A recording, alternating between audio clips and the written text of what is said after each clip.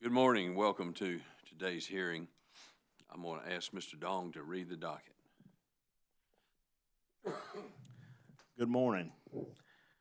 We're here for docket number 2019-64WS, the application of CUC Incorporated for an increase in rates and modifications to certain terms and conditions for the provision of water and sewer service at Kalawasi Island and Spring Island. Mr. Chairman and other members of the commission, the docket's in order. Thank you. We'll take appearances now and want to make sure everybody gets to a microphone when you do this. Mr. Chairman, Charlie Toraney for the applicant, CUC Incorporated. Thank you. Welcome. Mr. Chairman and Commissioners, Jack Pringle for the interveners. Thank you. Welcome. Good morning, Mr. Chairman. Appearing on behalf of ORS is myself, Andrew Bateman. Along with me this morning is Ms. Leslie Hammonds. Thank you. Thank you. Welcome.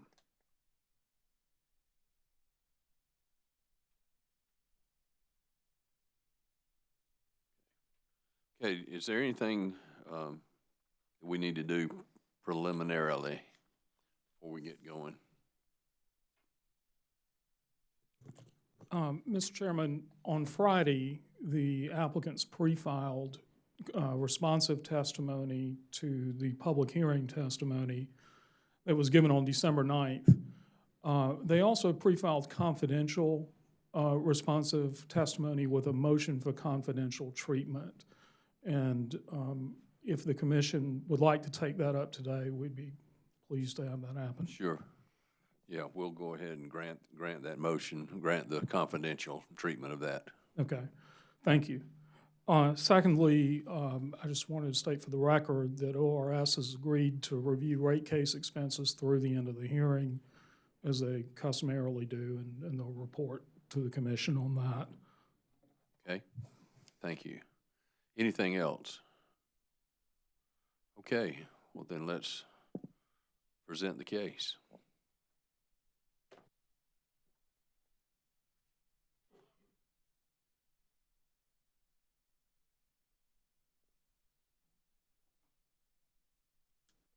Thank you, Mr. Chairman. As a preliminary matter, we would like to move the application into the evidence of the case.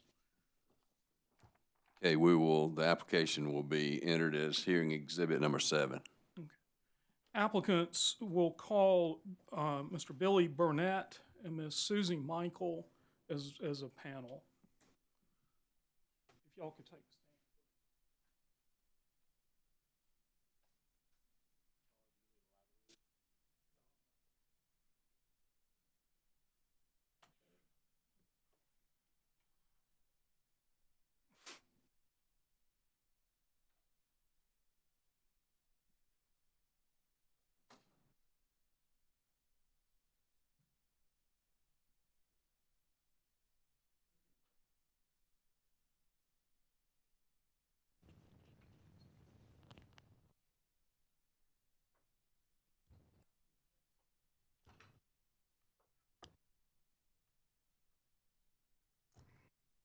If you all would raise your right hands, please.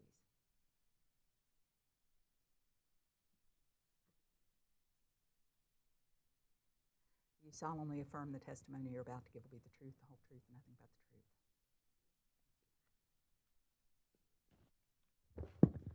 the truth. Mr. Burnett, can you hear me okay? Okay. Mr. Burnett, please state your name and business address for the record. Let's get your microphone on, Mr. Burnett. Punch that thing. There you go. Thank you, Mr. Pringle.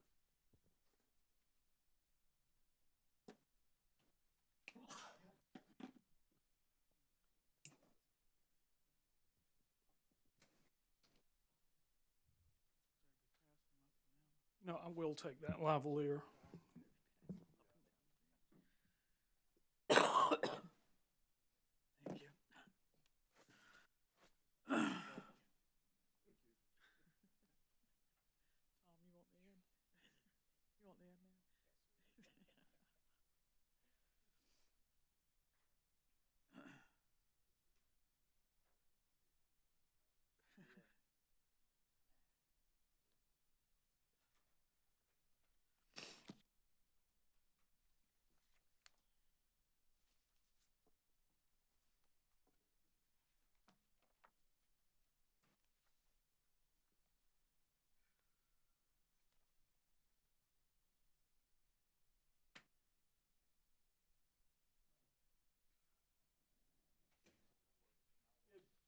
mic fell off, but we're okay.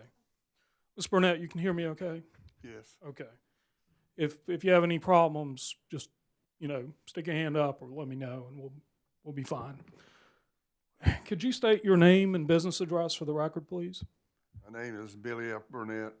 My address is 2109 Timber Lane Drive, Florence, South Carolina, 29506. Mr. Burnett, did you prepare or cause to be prepared 7 pages of pre-filed direct testimony filed in the docket of this case? Yes. Do you have any additions or corrections that you wish to make to that testimony?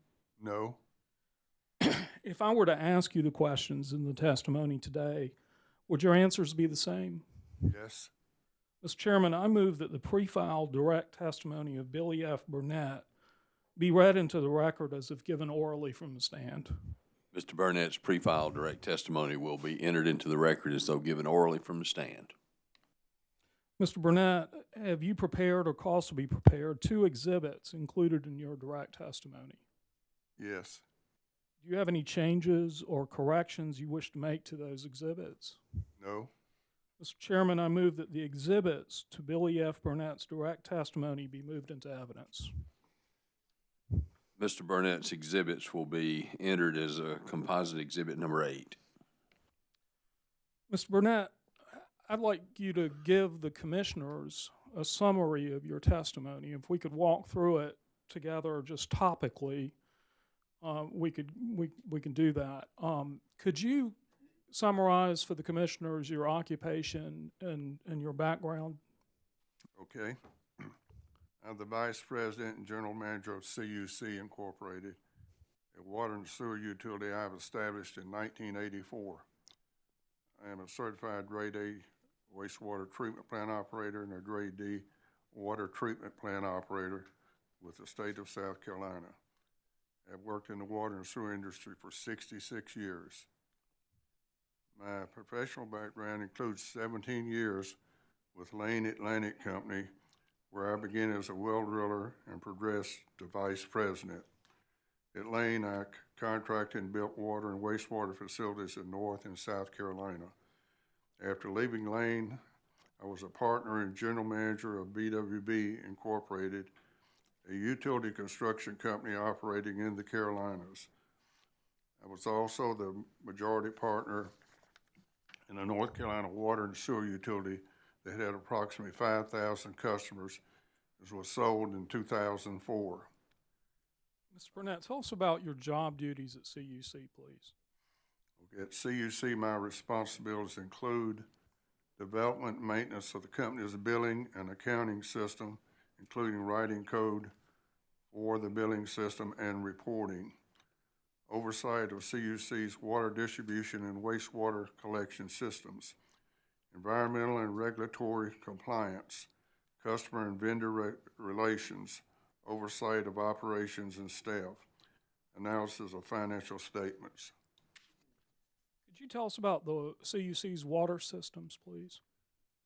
CUC has 814 water distribution accounts, 453 residential irrigation customers, 33 commercial water distribution customers, and 8 commercial irrigation customers. Our wholesale water supply is purchased from the Beaufort-Jasper Water and Sewer Authority. The Kalawasic Water Distribution System includes 12.8 miles of water mains and 64 fire hydrants.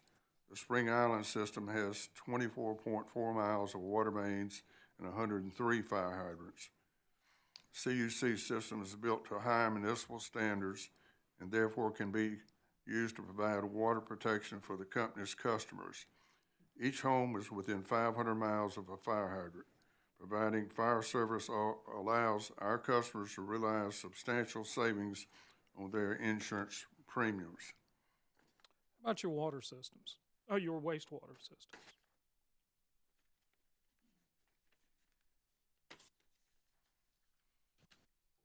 CUC serves 696 residential wastewater accounts and 25 commercial accounts. The company operates 2 advanced wastewater treatment plants, one on Kalawasi and the other on Spring Island. Each plant has a lab building where wastewater is tested daily.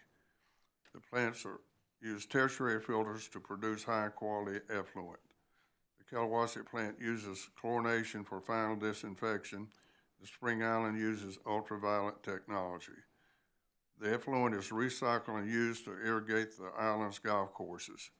We monitor 16 observation wells on the golf courses for contamination. These plants are subject to DHEC's most stringent water quality permits. CUC's collection system on Kalawasa includes 10 miles of gravity sewers with 220 manholes and 16 pump stations, and 3.6 miles of force mains. On Spring Island, we have 1.9 miles of force mains and 2 pumping stations. Could you summarize your testimony about the company's operations for the commission? Operation has 9 employees that maintain the system and run the company's offices. I'm proud of our record. We have not received a notice of violations since our last rate case in 2014. We have never been fined for a DHEC violation in the 35 years the company has operated. Does that conclude your summary, Mr. Burnett? Yes. Thank you, sir. Ms. Michael?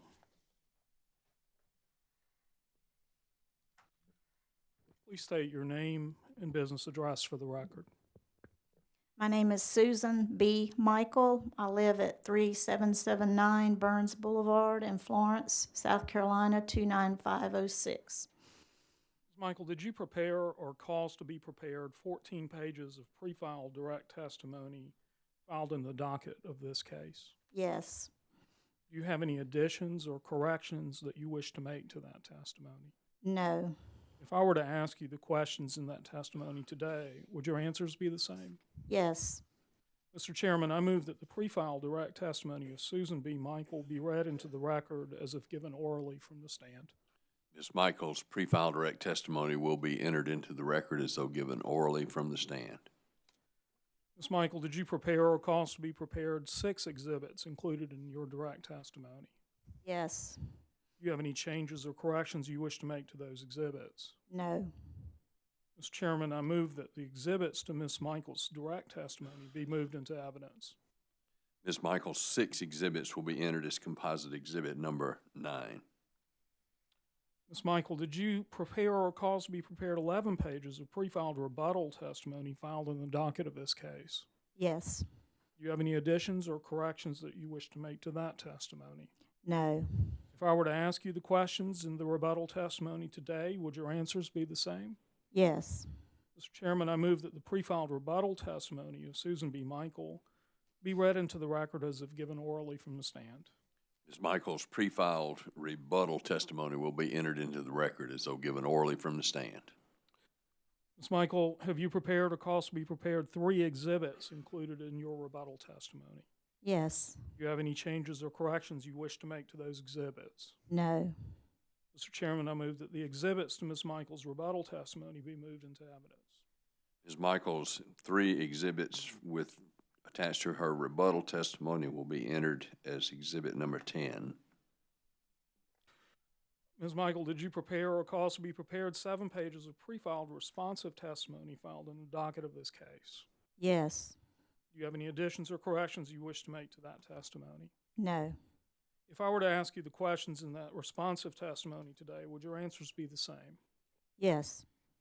Mr. Chairman, I move that the pre-filed responsive testimony to the customer testimony given at the public hearing on December 9th, 2019 of Susan B. Michael be read into the record as if given orally from the stand. Ms. Michaels' pre-filed responsive testimony will be entered into the record as though given orally from the stand. Ms. Michael, did you prepare or cause to be prepared 2 exhibits included in your responsive testimony? Yes. Do you have any changes or corrections you wish to make to those exhibits? No. Mr. Chairman, I move that the exhibits to Ms. Michaels' responsive testimony be moved into evidence. Ms. Michaels' 2 exhibits attached to her responsive testimony will be entered as exhibit number 11. All right, finally, Ms. Michael, did you prepare or cause to be prepared 2 pages of pre-filed confidential responsive testimony filed in the docket of this case? Yes. Do you have any additions or corrections that you wish to make to that testimony? No.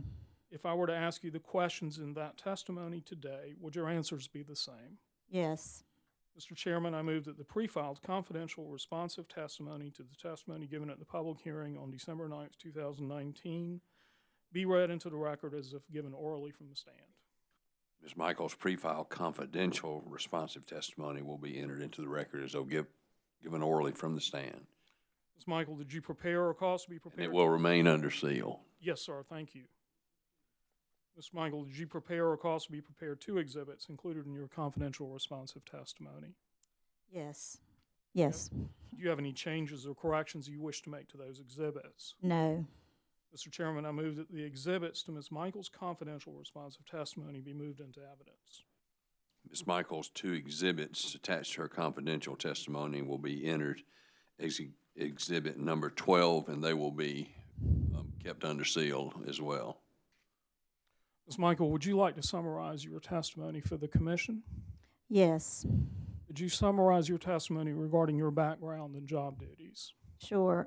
I am the president of CUC Incorporated. I have worked for the company since 1984, the year that it was formed. The company was founded by my father. I have a bachelor's degree from the College of Charleston, and in 2013, I completed the Sumter Technical College's online operator training class. My duties at CUC include billing, bookkeeping, accounting, managing insurance, filing tax returns, accounts payable, payroll, supervision of employees, customer inquiries and complaints, reporting, regulatory matters, and of course, rate cases. Ms. Michael, please summarize the company's operations in its two offices. Okay, the company does have two offices. One which the commission has heard a lot about is in Florence, and the other is on Kalawasi Island. CUC has two wastewater treatment plants, one on Kalawasi Island and one on Spring Island. We also manage a water distribution system for both islands. CUC has 5 employees on site at Kalawasi Island. My father and I work in Florence with my 2 daughters who are employed as office assistants. Ms. Michael, can you summarize your request for a rate increase for the commissioners?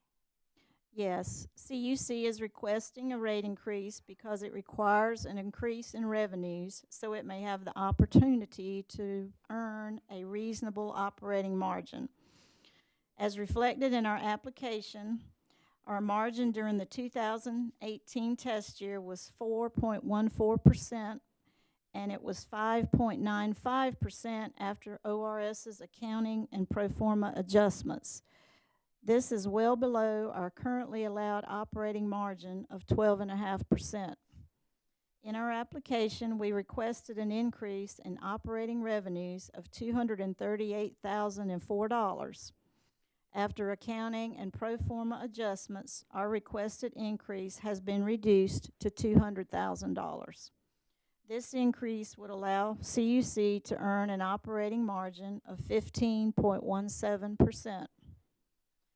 Our application would result in a bi-monthly increase of $8.94 in the base facilities charge for residential water customers, from $45.54 to $54.48 with a 5/8-inch meter, and of $1.09 per 1,000 gallons, which would go from $5.54 to $6.63 in our commodity charge. Sewer service customers would also have an $8.94 increase in the bi-monthly base facilities charge, from $45.54 to $54.48, and a $1.53 increase in sewer commodity charges from $5.10 to $6.63. The sewer commodity charges are lower because they have not had the pass-throughs that we have had on purchased water prior to this case. An average customer account on Kalawasi Island used 3,200 gallons per month. Some of our customers have irrigation meters, and their combined usage would be higher. I should note that after we recalculated the amount of increase to $200,000 based on ORS's adjustments. These rates will be less than what was in this paragraph. They'll be somewhat less. Let's talk about those adjustments for a minute.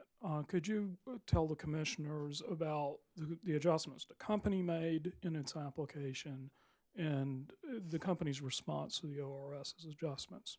Sure. We tried in our rate case to incorporate all adjustments that the ORS made in our last rate case. Our adjustments are listed on page 11 of my direct testimony. They include the removal of all employee and officer bonuses, the removal of transportation expenses, and the addition of a mileage allowance. Is that mileage allowance in lieu of expensing an automobile?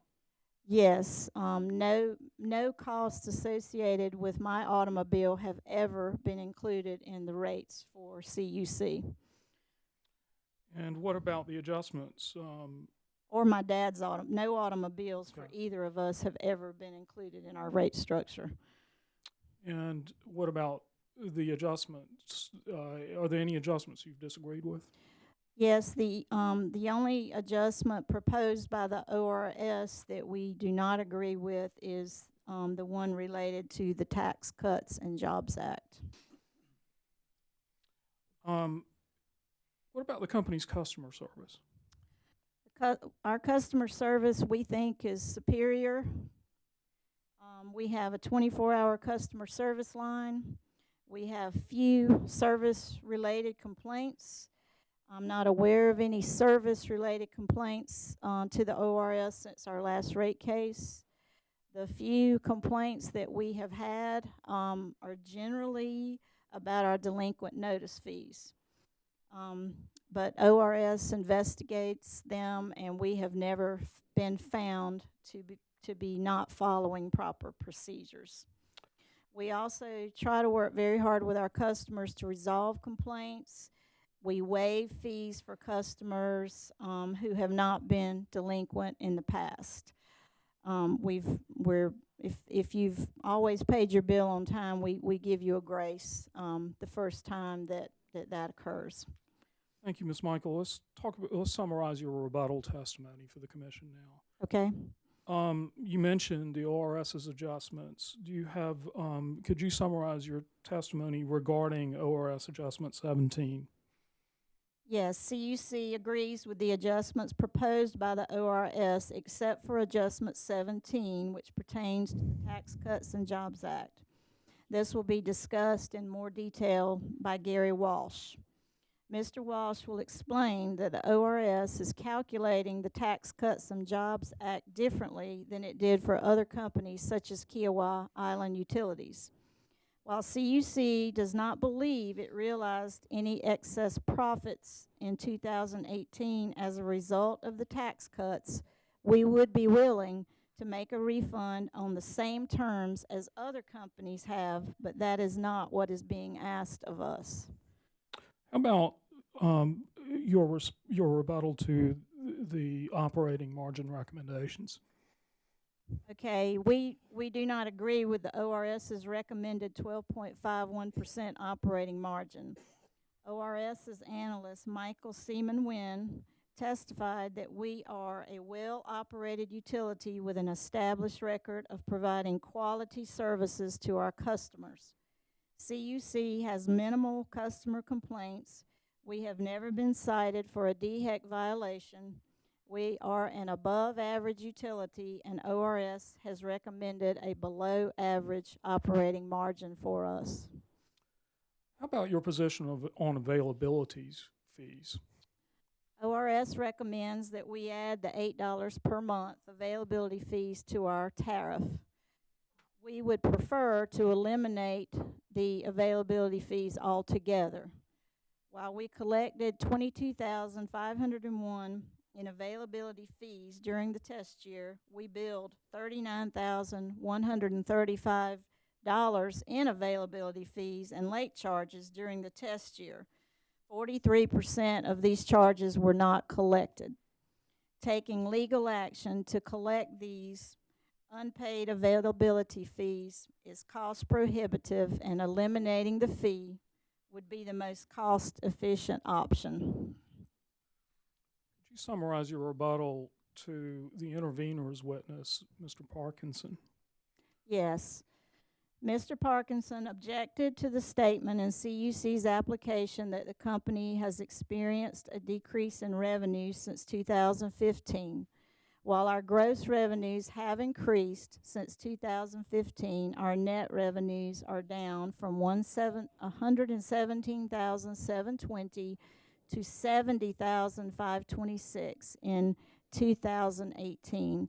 So that was my error, that I did not word that exactly correctly in my application, but that what I was referring to were net revenues. While Mr. Parkinson criticized the growth in employee compensation from 2013 to 2018, which he cited as $95,547, he relied on unadjusted numbers. CUC is not requesting recovery for the $25,320 salary of one assistant in the Florence office or of any employee bonuses. So the increase being sought is $61,702, about half of which is caused by the salary of an additional operator. Mr. Parkinson makes the same mistake when he criticizes the growth in CUC's employee benefits since the last case.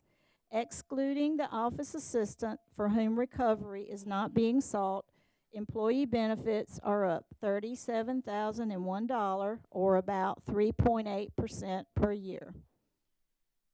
I also disagree with Mr. Parkinson's assertion that CUC has too many employees, especially because one employee in the Florence office is not being paid for by the customers, a fact he overlooks. Mr. Parkinson's recommendation to replace the Florence office with new positions in the Kalawasi office is not realistic. The Florence office handles the back office operations for CUC. Our Kalawasi employees lack the time and training to perform these tasks. Essentially, Mr. Parkinson weaves a narrative in which the Florence office does not provide value to CUC, but this is far from the truth. Just because we are in the background does not mean our services are any less valuable than the back office functions performed by the corporate offices of any regulated utility. Mr. Parkinson's recommendation that we should require our employees to pay 28% of their health insurance premiums is not sound. Health insurance is a key component of our employee compensation package. It helps us recruit and retain good people in a competitive job market. If we cut this benefit, we would need to make up for it somewhere else. Finally, Mr. Parkinson's rate comparison is not appropriate. He compares CUC to several unregulated, not-for-profit service providers to argue that our rates are too high, and he appears to compare our bi-monthly bill to other monthly bills. Ms. Michael, could you summarize your response, the public response to customer testimony, please? Yes. It is obviously very difficult for us to be at odds with the customers who testified at the night hearing held on December 9th. We value our customers. We listen carefully to their concerns, and we have responded to them. Many of our customers said that they want to have a company website. We have begun designing a website and should have it online by next January. Also, some customers desire the option of paying their bills online, and we plan to provide that option next year. We will report our plan for online payment to our customers and the commission by July 1st of next year, and intend to make this option available before the end of the year. Many customers who testified referred to Mr. Parkinson's testimony, and I won't repeat CUC's responses to his criticisms in this summary, However, some issues raised at the public hearing require a response today. The salaries and benefits of CUC's officers do not account for 33% of the company's gross revenues, as several customers believed. Officer salaries and benefits were 20% of the test year's adjusted gross revenues and 17% of the gross revenues applied for in the application. There were customers who said that they were not given enough time to pay their bills. Our bills go out on the first day of the bi-monthly period. They are due on the 15th of the month. In 2020, we will extend the due date to the 25th of the month, and we will notate that on the bill. This should help address the concerns of customers who may be traveling or having their bills forwarded. And also, I would like to add here that while we do have the 15th on the bill for the due date, we don't do anything until the end of the first month. We give the customers 30 days to pay their bills, and on the first day of the second month of the bi-monthly billing cycle, that is when we send out late notices, delinquent notices. That way we have a full month to give proper notice and to attempt to get payment so that we can avoid having to disconnect anyone's service, because that is our goal, not to disconnect anyone's service ever.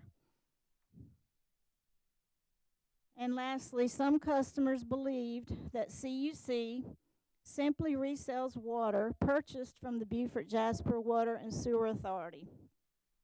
That is simply not the case. We operate a water distribution network for the 2 islands and 2 sewerage treatment plants. We have an excellent record doing so. We do need to do a better job explaining the services that we provide to our customers. More detailed responses to our customers' concerns are included in my pre-filed testimony. This concludes my summary. Thank you, Ms. Michael. Please answer any questions the parties may have or the commissioners may have, and you too, Mr. Burnett. Thank you. Mr. Pringle.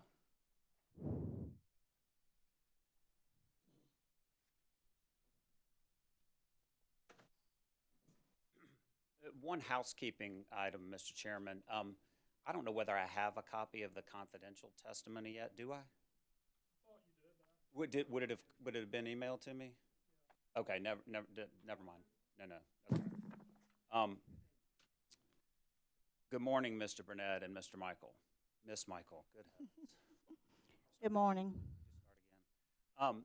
My name is Jack Pringle, and I represent the interveners in this case. And I appreciate your time and testimony both at the public hearing and today.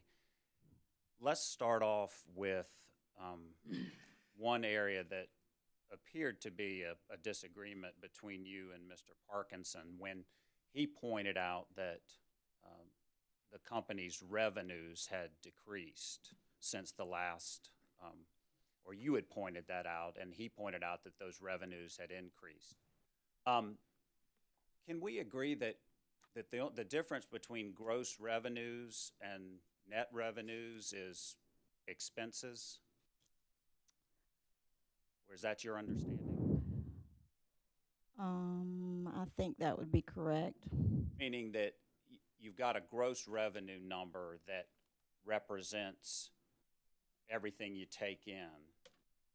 Yes, there was a slight increase in the gross revenues, but because expenses have risen, our net profits were much lower. Right. And as you mentioned, and let me also preface this by saying, I'm really just trying to get, I was a European history major, so I wouldn't know how to ask accounting questions that were very sophisticated, even if I wanted to. And your direct testimony actually mentions that the reason that you're in for this rate case, in part, is that the costs of employee wages and benefits have increased overall, right? That's one reason, yes. Okay. And that would come in under the category of operating expenses, wouldn't it? Yes. Okay. And so just to sum up, and there are other things that you mentioned too, but one of the reasons you're here is because your operating expenses have increased since your last rate case, correct? Correct. And your operating revenues have not increased as your expenses have increased, correct? Correct. Because you're essentially, what you can charge is based upon the rates that were set by this commission last time. Yes, 5 years ago. Okay, all right. And some of those things, as Mr. Parkinson pointed out, have to do with employee wages and benefits, which include things like salaries. Is that correct? Yes. Healthcare, Yes. 401k expenses. Yes. Is there anything else that I left out? No. Okay. And as you mentioned in your summary and in your pre-filed testimony, there are some expenses that CUC pulled out of the rate application based upon what the ORS had recommended last time. Is that correct? That is correct, and some of it was voluntary on our part. Okay. And so, for example, employee bonuses. Actually, I believe ORS took all of those out at the last rate case, so we voluntarily removed them this time as well. Okay, so either upon a recommendation of ORS or on your own decision, you decided that those were expenses that should not be passed along to customers, correct? That is correct. Okay. And likewise, you pulled out the salary of at least one employee, is that right? That's correct. Okay. So but things like salary expenses clearly are something that's within the company's control to some extent. Is that right? That's right. Okay. And as you mentioned, and I think your testimony mentions this, that healthcare costs have increased dramatically year to year. Is that correct? I don't recall if I used the word dramatically, but if you say I did, I did. They generally go up about, it seems like that it generally goes up about 5% per year. Okay. So It can look like a big number if you put it over a 5, or if you put it back to when we had the last rate case, it might appear to be a 25% increase, but it's 5 a year generally. okay. And based upon your historical experience, you'd expect those increases to continue going forward? Possibly. Okay. And likewise, the salaries for employees and officers have increased year to year, correct? Yes, we usually do about a 3 or 3.5% increase per year to everyone. Okay. And you'd anticipate that those would continue going forward in the same way that that you've done in the past? Probably. Okay.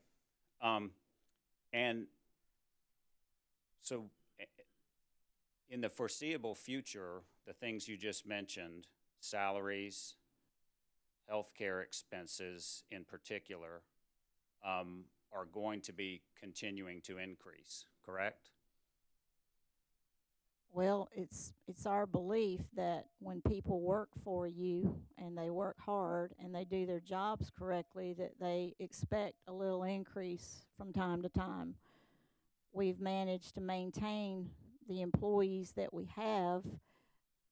Most of my operators are paid less than Beaufort Jasper pays their operators. You can get online right now and see jobs posted for $15 to $20 an hour starting pay with a full state benefit package.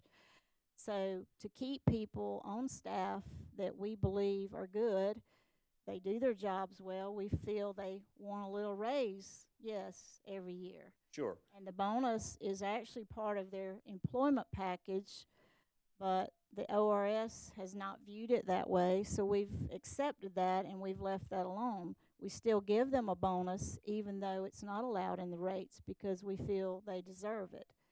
And I think having people there with the knowledge in their heads that they know the customers. I mean, my operator, Marshall Bishop, probably knows almost everyone on both islands by name. He knows their billing habits or their payment habits, or maybe he knows if they like to fish or golf or swim. And they're good at what they do, and there's value to maintaining the same people rather than having turnover year after year because you don't ever give anyone a raise. So yes, I could see that that would be an ongoing thing, that they would continue to be given raises and Christmas bonuses. Yes, sir. Okay. And you understand the disagreement that my client has with CUC on this is not that CUC should pay bonuses or should pay attractive salaries or should provide health insurance, but the question is, what's a reasonable level of those expenses that should be passed along to the customers who pay, who pay CUC? You understand that? Yes, sir. Okay. And that just as bonuses, might be something that falls on one side of the line in terms of it's great that you pay those and it's honorable. According to Mr. Parkinson's testimony, in terms of reasonableness, then the commission might decide that some different level of salary increases or expenses or health care benefits or expenses might be appropriate. You understand that? I understand that. I hope that they will at least look at what other companies like ours are paying and what benefits that they are offering when they make that determination. If the commission were to compare, or to consider comparing the salaries and benefits of expenses of Beaufort Jasper, would it also be appropriate for the commission to compare Beaufort Jasper's rate structure to that of CUC? Absolutely not. They have, I'm sorry, I have the number in my notes. I can't remember their total number of customers right now. But they are an authority. They do not pay taxes. They do not pay property taxes. They have thousands and thousands of customers. And no, sir, I don't think it's fair to compare their rates to ours at all. Okay. Moving back to, you mentioned that it was an increase, this costs of employee wages and benefits. Mr. Parkinson's testimony and his recommendations do offer one way to limit the increase in those very operating expenses, doesn't it? I'm not sure what you're saying. Well, you've reviewed his testimony and you've responded. Yes, sir, I have. And his specific recommendations offer ways to reduce the operating expenses of CUC, correct? Are you referring to eliminating my father and me from payroll? Is that what you're referring to here? Well, I get to ask the questions. I don't know what you're. Okay. Well, let's go through it. Well, I didn't mean to be. It does. Okay, but it does. I was starting big and then moving down. I'm not trying to. Okay. All right. It starts with a recommendation that there's a way to reduce operating expenses. One particular recommendation he makes is that that each employee pay 28% of health care premiums based upon a national average. You saw that in his testimony. Oh, yes, sir. Right. And not asking you to agree with it, but that would reduce operating expenses that would become part of the rates that these customers would pay, correct?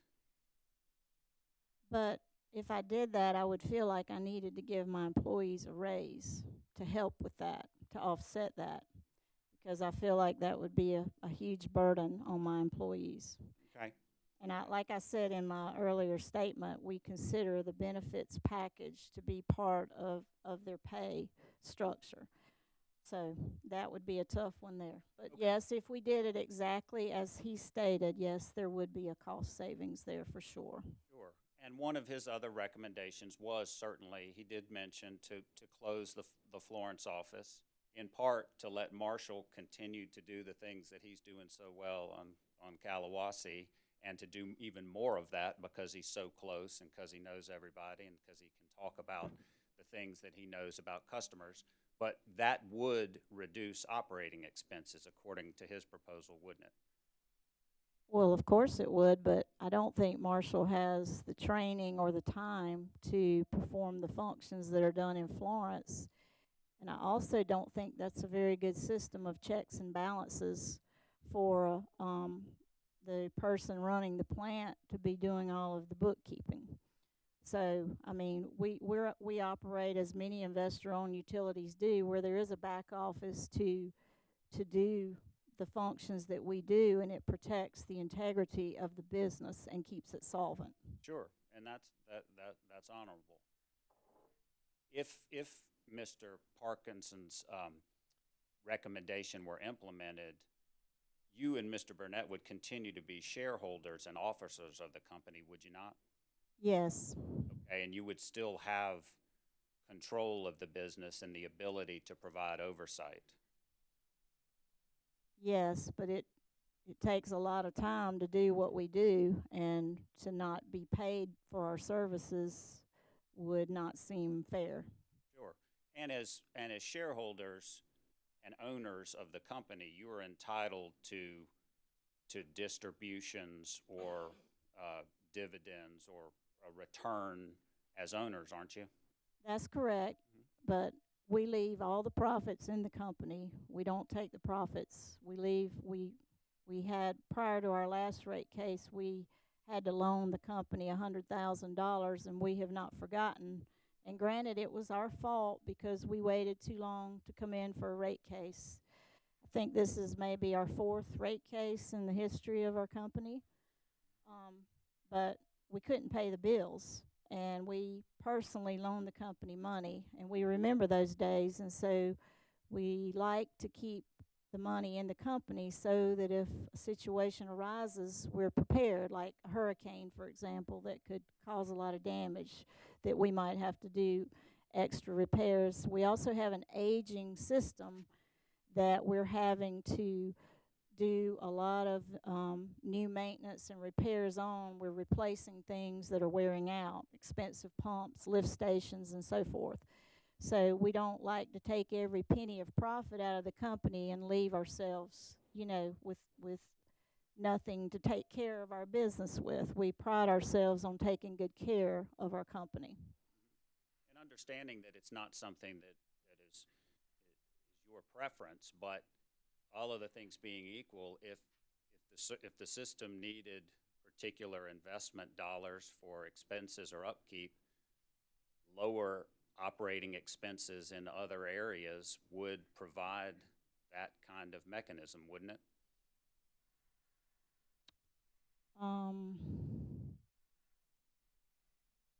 I suppose so. Okay. And your application, and you can certainly, doesn't contain any particular description of any kind of cost saving or efficiency measures that CUC has put into place since the last rate case, does it? No, sir, but that's always been kind of a mantra for us, that we try to do things as efficiently as we can. Sure. And you do mention in your responsive testimony a number of actions or changes that the company is going to take in response to customer concerns at the public hearing, correct? Yes, sir. Okay, you're going to implement some electronic billing, Yes, sir. and you're going to establish a website. Yes, sir. I've already contacted someone about the website, and we're about to begin work on it. Would you foresee doing things like posting your annual reports on your website for customers? If that's a recommendation from the ORS or the PSC, we would entertain that. Okay, because you I mentioned, believe they're available. Aren't they available from the ORS if requested? I'm not sure what the rule on that, I should know, but I feel like they are available if someone wants to look at them. I believe Mr. Parkinson has obtained those.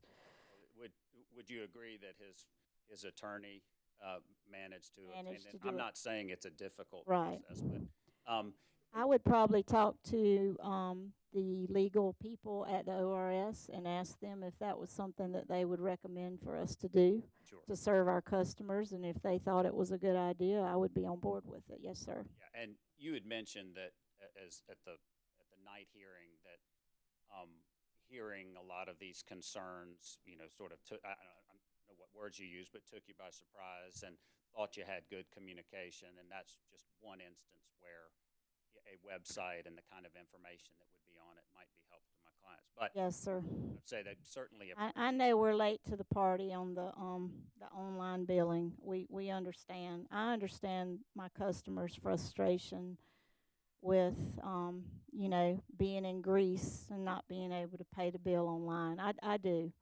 I fully understand, and I'm sorry that we have not done that sooner, and we are going to take that on and get moving with that. So I understand. yeah.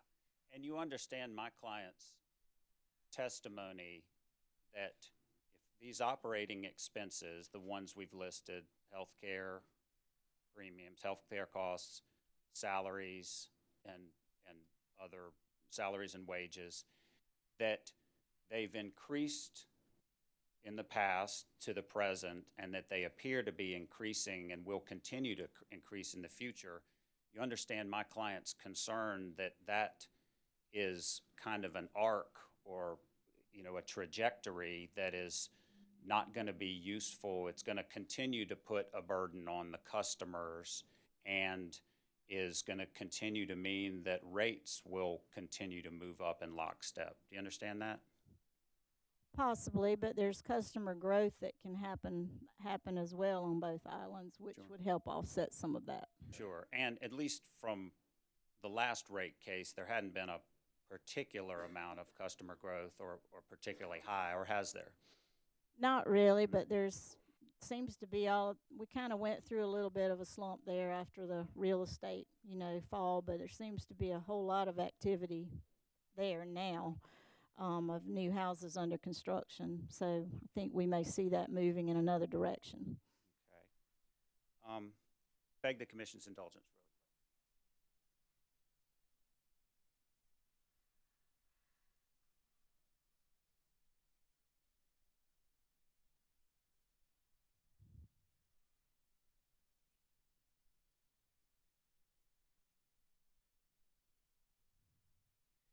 And it's your testimony that in the event that the Florence office was closed, that the kind of functions that are done there couldn't be done more efficiently in Kalawasi? I absolutely disagree with the idea of doing what we do in Florence at Kalawasi, unless I move to Kalawasi, which I suppose is an option, but not really, because my parents are 84 years old and they live in the same neighborhood as me, and I like to be near them and see to them, and my mother has not been well, as some of you know, and I can't see leaving Florence right now. It could be a possibility in the future, though, Sure. for my husband and me. And doing the kinds of things, understanding that you're not inclined to do them, but reducing salaries or at least not allowing all salary increases to be passed on to customers and requiring customers to pay some amount of health care expenses to reduce operating expenses, those wouldn't require the Florence office to be closed at all, would they? That's correct. Okay. That's all I have, Mr. Chairman. Thank you. Office of Regulatory Staff. Mr. Chairman, I anticipate having a few questions, and I may need the Elmo. You need it. We get the Elmo going.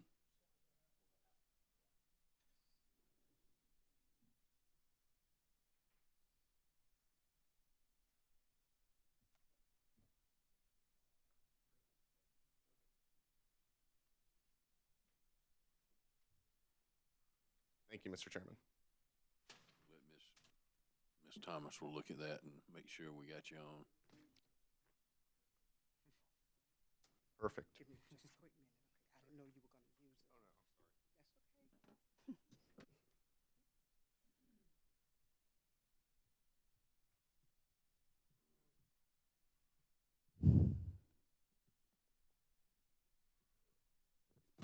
Yeah, next time, give me a little notice, okay?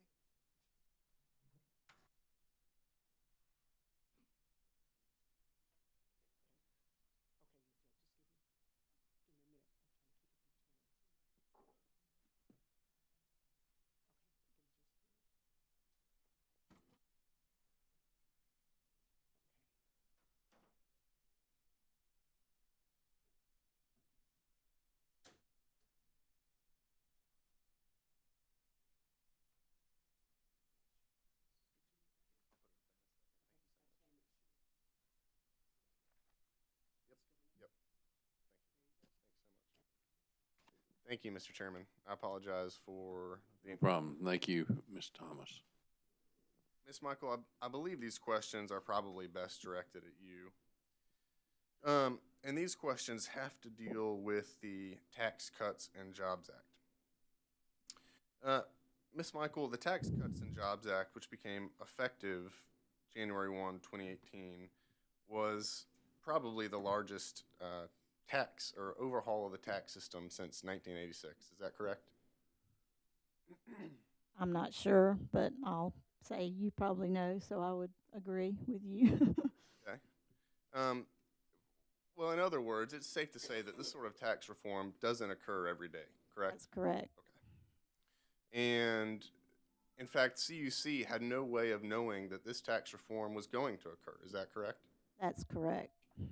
So CUC didn't know it was going to occur. They didn't expect it to occur. Is that correct? That's right. And likewise, CUC has no way of knowing whether this sort of tax reform will occur again in the future. Is that correct? That's correct. It could easily go back the other way. So you would agree with me that this tax reform that occurred January 1, 2018 was really quite extraordinary, correct? Yes. Let's see. Miss Michael, the Tax Cuts and Jobs Act resulted in a tax rate that decreased from 35 to 21%, correct? Right. And this is where I'll try to get the Elmo right. Although I believe ours was calculated at 34 on our last rate case.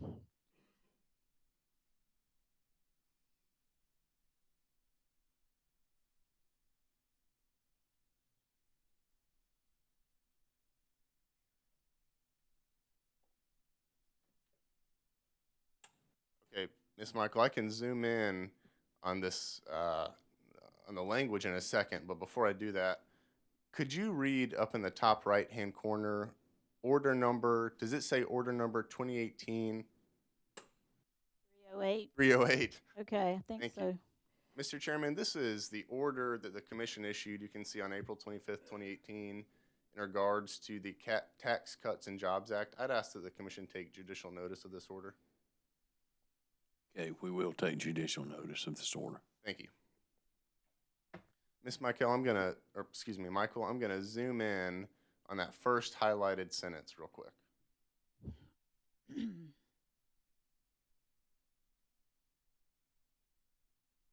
Can you read that? Yes. Do you mind Oh, reading would I that, please? read it? Yes, ma'am, Okay. if you don't mind. Therefore, the utilities should track and defer the effects resulting from the Tax Act in a regulatory liability account. And did CUC track and defer the effects resulting from the Tax Act in a regulatory liability account? No, sir, we did not, but I had numerous discussions with people at the ORS and told them I wasn't clear on the formula to use. And we discussed this at our review conference with the ORS and asked that we acknowledged that we knew we had to deal with this and we wanted to deal with it properly, but we asked that we could do it outside of rate case. And evidently, that was not allowed because I didn't spell that out into the application, is what I was told. So I didn't do it, but we knew we had the cash, and we knew we had money to do it. I just didn't know how to do it. And I never could get any direction on how to do it. Sure. That's But- the only reason. We're not objecting to the fact that something needed to be done. I didn't feel I was given any guidance on it. Sure, and that brings me in part to sort of the second highlighted sentence, which is a bit cut off. Let me fix that, and then I may ask you to read that if you don't mind. Can you read that, Ms. Michael? For water, wastewater utilities with operating revenues that are equal to or greater than $250,000, the issue will be addressed in the next rate case or other proceeding. And that goes a That's bit. us. Yes, ma'am. So here's my question, and you may not know the answer to this because from my understanding, CUC did not track and defer the effects resulting from the Tax Act and Regulatory Liability Account. But had CUC done that beginning January 1, 2018, which is what the order requires, the amount in that account would be $78,110, correct? I don't agree with that because that's based on our old test year expenses. That's right. And the date on which this order was issued was April 25th, 2018, correct? That is correct. So as of April 25th, 2018, the only expenses on which the company could have based this and which were approved by the commission in an order were those expenses which relate back to the company's previous rate case, correct? That's true. That would be the only audited expenses that the ORS would have had for sure. Absolutely. Thank you. But I Ms. don't think that makes it right. Thank you, Ms. Michael. You're welcome. Thank you.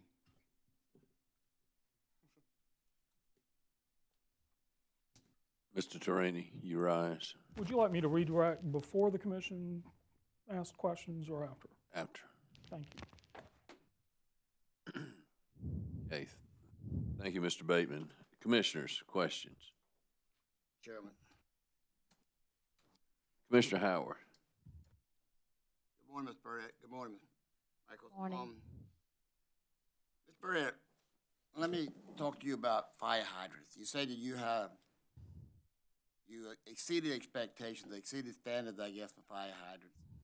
What is the federal standard for distance from fire hydrants to residential?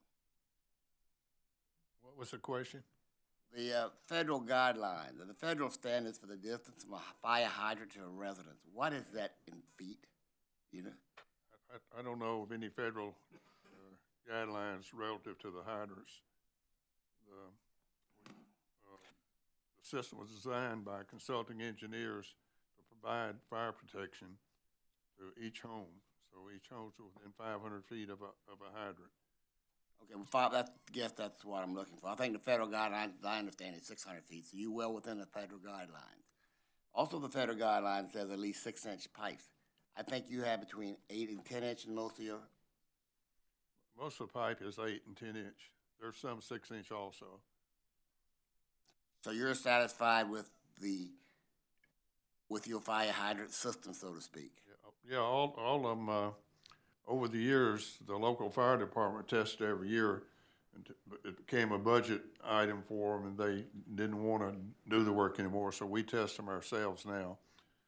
And all the hydrants have proper flow, exceeding probably the average system in that area down there, according to the fire department. There's a local fire department, one block off the entrance of Kalawasi, that furnishes fire protection, and they know where all the hydrants are. They know the flow on all the hydrants. Michael, I looked over your P and L, and it was very, very concise, but I didn't see, and this could be my fault, I didn't notice any entry for lost or unaccounted for water. We really didn't have very much of that this year. We fell under the, I want to say 5%. So we just had, I mean, we were in the range that the ORS said is normal, so we didn't do that. We don't have an entry for that. I guess that's something we probably should, but we don't. Well, the way I guess you calculated it was the amount of difference between what you were billed for from the Beaufort Water Authority and then what your customers paid for. Yes, sir. So that's what, yes, Mr. Burdick, go ahead, Offer something there. please. The sewer system on Spring Island is a pressure system. Each house has a grinder pump station. The reason it was put in like that is to avoid putting in deep sewer lines that would affect the trees, the live oak trees down there. So the engineer and the developer decide that we'll go with a pressure system. Well, a pressure system has to be flushed on a regular basis with clean water. Correct. If you don't flush on a regular basis, then the grinder pumps will not pump the sewage from the homes to the plant. So approximately 5 million gallons out, or 4 million gallons out of 81 million gallons that we purchased is used primarily to flush those lines, and the sewer lines also on Calawasa have to be flushed annually. So we have very little loss in our system through leaks. No one has ever found a leak. ORS has been down in inspection and tried to find leaks. There's no leaks in our system. Now, that's compliment to that. Thank you very much. Yeah, I'm confident of that. Another thing that, again, a curiosity thing in my part, most of our sewer bills is a flat rate. Yours is a volumetric rate. So y'all meter the sewer coming out of the residence? How do you calculate a volumetric rate for sewer, I guess is my question, Mr. Burdett. Volume of wastewater? Yeah. Well, the water's, wastewater's metered at the plant, the wastewater plant, at the discharge point. But I'm questioning about how would you volumetric from a residence, one residence? How do you know how much sewer is leaving that residence going to your discharge point? Well, we assume that a household meter is providing sewer service for the same gallons that go in. That's what I was getting at. You all use the water. Have an irrigation meter. Okay. And our account's been set up that way for 35 years. And we're Good. following the same guidelines that we followed for 35 years. Now, like I said, it's a curiosity thing on my part. I appreciate your questions. I appreciate your answers rather than I enjoyed your testimony. Thank you very much. Thank you. Both of you. Thank you, Commissioners. Commissioner Hamilton, Thank you, Mr. Chairman. Good morning to both. make sure you get that Good microphone morning. over in front of you there, Mr. Do it. Get it over here where we can hear me now. Okay. Ms. Michael, I believe you've answered probably most of my questions this morning already, but I'd like to make sure. I believe you said that you would like to not have the vacant lot as a part of your tariff?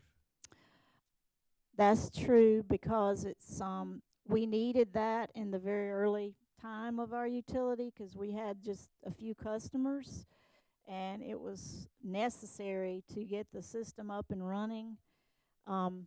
We don't really need it now, and because you don't have any leverage, it's hard to in fact, I was remiss in, there's about 10 or 11,000 in revenues that's a gift to the other side because it's late fees and availability that we will not collect, and I should have written them off before this rate case because we don't tend to go after them because legal fees are high to do it. And even then, you get a lien on the property maybe and get in line behind the other lien holders on a piece of property. So we just think the time for the need for it has passed, and we would like to eliminate that. So it's just, that's just the way we feel, just because it's hard to collect. Thank you, ma'am, for that.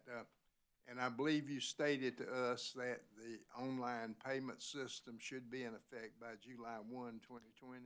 We hope to have a plan in place, and we hope, I mean, we're gonna have, it might be able to, because I haven't done this, I don't know how long it takes. So I think we put in there that we would do an update by July 1st on where we were, but hope to have it done, by the end of the year. The website should happen quickly. The website will be up quickly. I'm not sure what all is entailed. I guess I've personally had a fear of that, of protecting everyone's personal information and their data and everything. So I just want to be sure it's done right. Just want to give you enough time, ma'am. Yes, sir. Thank you, ma'am, Barrett. Thank you. Oh, you're welcome. Thank you, Mr. Thank you, Commissioners. Commissioner Belzer. Thank you, Mr. Chairman. Good morning, Mr. Burnett and Mrs. Michael. Good morning. Good to see y'all. I had questions about the availability fees too. But if y'all are, you're definitely gonna cease charging availability fees on the vacant lots? Well, we want to, but I don't think the interveners agree with that. So, I mean, it's not. How are y'all booking availability fees? Are those going into revenues, or are those going in as contributions in aid of construction? They're going into revenues. And they were included, and they've always been included in the rates, even though they weren't a tariff. Okay. No. So you whatever you're collecting in availability fees they're going into the operating accounts. Yes. Okay. Mm-hmm. There was at the night hearing there were a couple of customers that indicated that they had turned, or one at least had turned off their irrigation meter and was still being charged. I know you addressed that in some of your responsive testimony. If a customer no longer wants to use their irrigation meter, can they contact the company to shut off that meter? Yes, ma'am. We usually like to pull the meter, though. We usually just like to take the meter completely out because not saying anyone on either island would do so, but if the meter's there, some of them do know how, as we heard the other night, to go out and turn them on and off.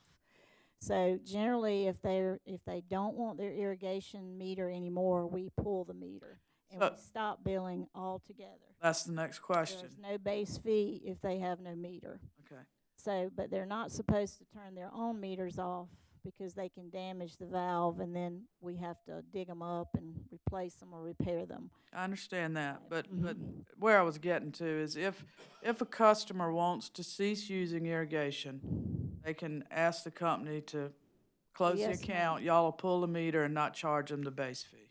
Oh, absolutely. Okay. Well, we've had some people that have done that. There was also a gentleman the other night that gave a couple of he talked about his late charge of getting a letter for $60 and another letter for $25. Do you remember that? Oh, yes, that ma'am. testimony? Mm-hmm. And I can explain that. Thank you. Would you? Well, that gentleman has a Have you seen the letters? I mean, you've got the yes, copies. ma'am. Okay. Mm-hmm. The gentleman has a home, and so he is a water and sewer account at his home. He has an irrigation account, which is water only. So the delinquent notice fees are $25 for water, $35 for sewer. So on his home, he's billed $60, $25 for water, $35 for sewer. On his irrigation account, he's billed $25 because it's a water-only account. Okay. And just for informational purposes, and I put this in my response, that gentleman was refunded the $60, the $25, plus his 1.5% late fees, because evidently it was his first time to be late, and we refunded. This was done, I believe, in October of 19, and all of his fees were refunded. Thank you. I couldn't get to the amounts, so Right, I wasn't counting the irrigation meter. So thank you for that explanation. Okay. And you explained the notification fees, and y'all have not requested any changes in the notification fees in the application. Is that correct? That's correct. And with regard to the rate design, am I correct that the company has proposed in the application, and I understand that the requested increase has gone down some, but that it was a percentage change, company was proposing as far as rate design to increase base facilities charge a percentage and the commodity charge the same percentage. Just kind of put it across. Is that? That is kind of how we designed it, yes, or structured it in our, Structured, that's a better Structured. word. Thank you very Mhm. much for that. mm-hmm.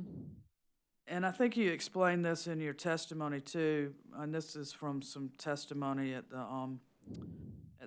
the night hearing, but I'd like to just make sure I understand about, you render bills on the first of a month, and that's for 2 months in advance or 2 months in arrears? 2 months in arrears. Okay, and so if you send a bill out January 1, that's for November and December, say? That's correct. It's for And- actual usage. Okay, Mm-hmm. based on the meter reading. Correct. And then how long, you mail it out on the first, well, that's a holiday, that's a bad Yes. example, but, As close to the first as we can. Mhm. and when is the due date? Well, on the bill, it says the 15th. Okay, but let's go with what it is now, and then we'll talk about what you're gonna change. Okay. It does say the 15th, but we don't mail out delinquent notices until the 1st of the next month. That'd be February 1st. Right. We allow 30 days for payment. They have a grace period, basically. Right, and we don't mind changing, we want to change the bill we'll change the due date to the 25th. Okay. But we've always given them, that was one of the reasons we wanted to switch to the bi-monthly, was to allow more time, for people to pay their bills, and so that we could try to get them, the late ones, collected and not have to disconnect service for anyone. Because when you're doing a 30-day turnaround, I mean, you gotta adhere pretty much to the 15th to give them 10 days notice for the cutoff on the water and everything to follow the rule book. Okay, and so if you move the due date to the 25th, Mm-hmm. when would delinquent notices go out? Would those still go out on the first of the second month? Yes. So really, they'll still have 30 days, Okay. as And- far as we're concerned. And when you talk about the rule book, you're talking about the, particularly on the sewer side, where you have to give extra notification before disconnect, is that correct? Right. The water and sewer rules are different, but we follow the water rules because we, on those, at Chichessie Bluff, they're sewer only, and we do certified mail to those. You have to, We- right? We have never turned a sewer account off in the history of the company, ever. So we have turned people's water off, but we've never turned. Well, on a joint account, that would take care of both. Right, so. it does. And they'll turn it back on without having to have their sewer disconnected. Okay. Thank you very much. Appreciate both of your testimony today. You're welcome. Thank you, Mr. Chairman. Thank you. Commissioner Urban.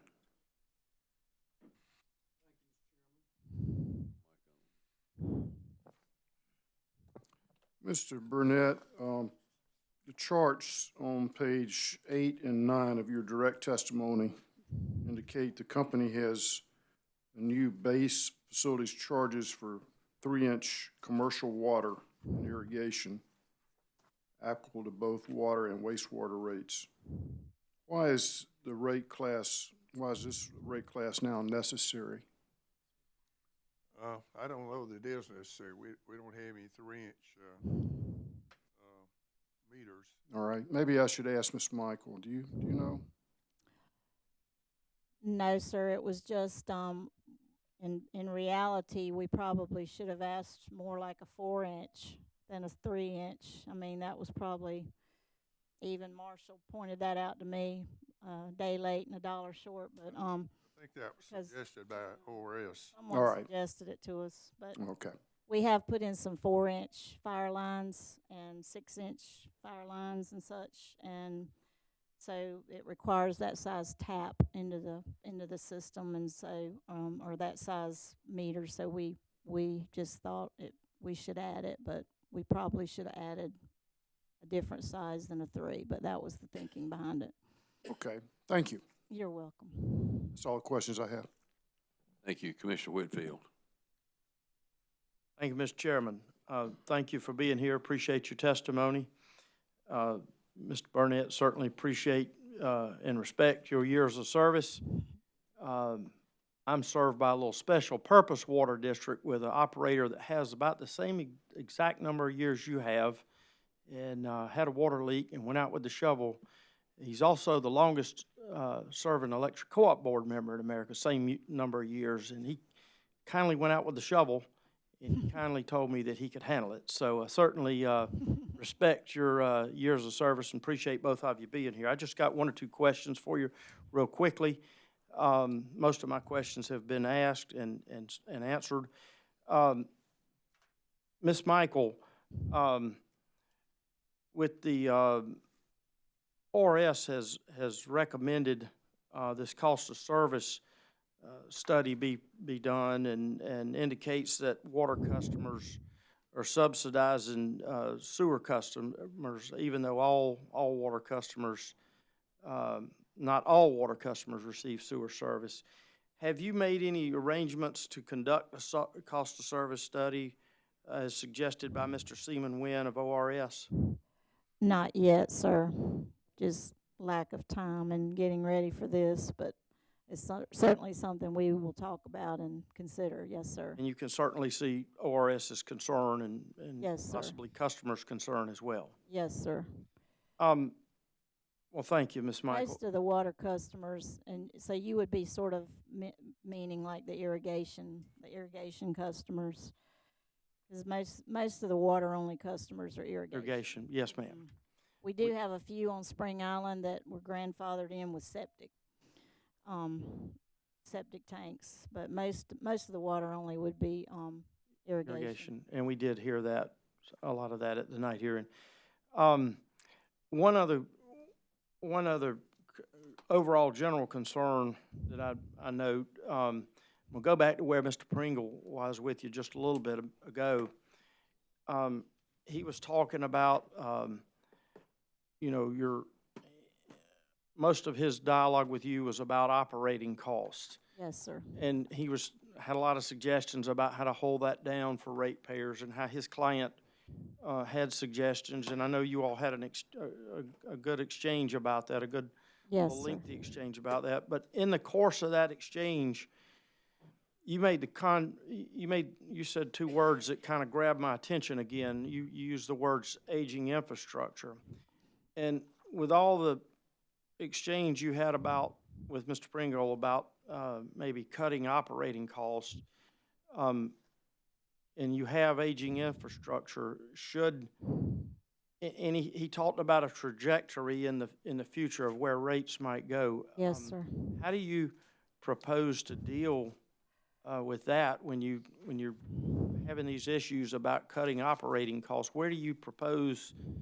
How would you meet those needs of aging infrastructure, which face all utilities, particularly water and sewer? Well, I'm not sure. I guess right now we're managing to just we just are doing it. With well, I know what we're not, have. And it's not part but of this. But you're meaning like maybe borrow money or do a capital loan or something like that, and yes, ma'am. You talked about how much you had to personally sink into the company years ago. Right, and that was just to pay normal operating expense because we just weren't taking in enough even to cut. That wasn't for infrastructure. That was just to pay the normal bills, because we had gone about 10 years or more without a rate increase. And as I said, that was our fault for not coming in sooner for rates. And so,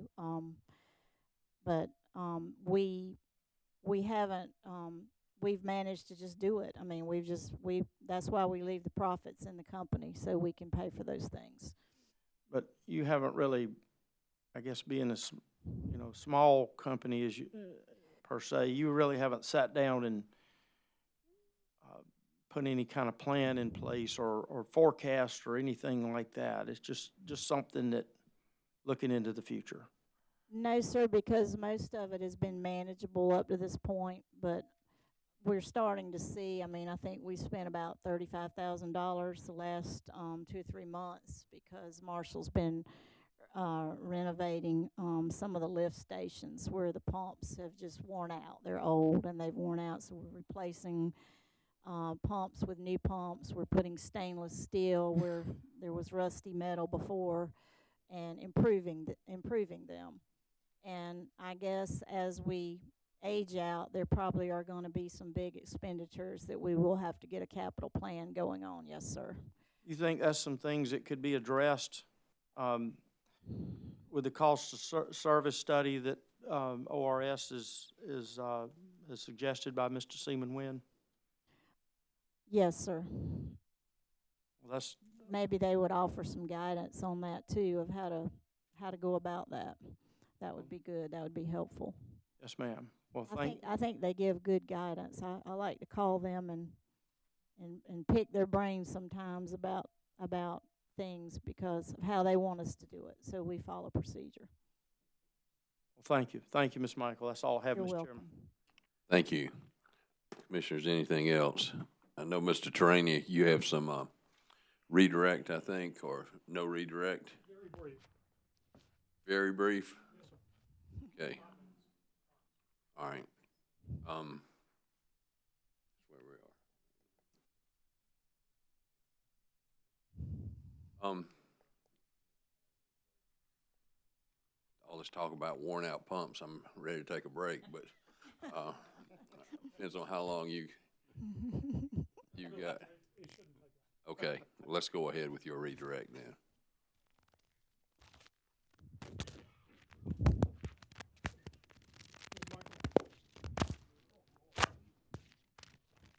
I'll do well with these things. Can you hear me? Yes. Okay. I just wanted to quickly review your benefits plan for the commission. Okay. Do you have a retirement plan? Yes, we do. What is it? We have a 401k. And how does that work? We allow we do up to a 10% match based on what the employee puts in. Okay. And your health plan that we've been talking about, does it have deductibles? Yes, it does. It has $1,500 and $3,000 family deductible, and then $4,000 out of pocket, or $8,000 family. Thank you. Do you offer paid vacation? Yes, everyone gets paid vacation, How many? 2 weeks a year. Thank you. Sick leave? Pardon me? Sick leave? Yes, we pay sick leave as well. And any other benefits I've left out? No, sir. Okay. And are you aware if other utilities have remote offices to perform back office functions such as yours? Yes, sir. It's my understanding that many of the PSC regulated utilities do have that set up. Thank you, ma'am. That's all I have. Thank you, Mr. Terraini. I know there's opportunity for recross on those particular questions. Is there any?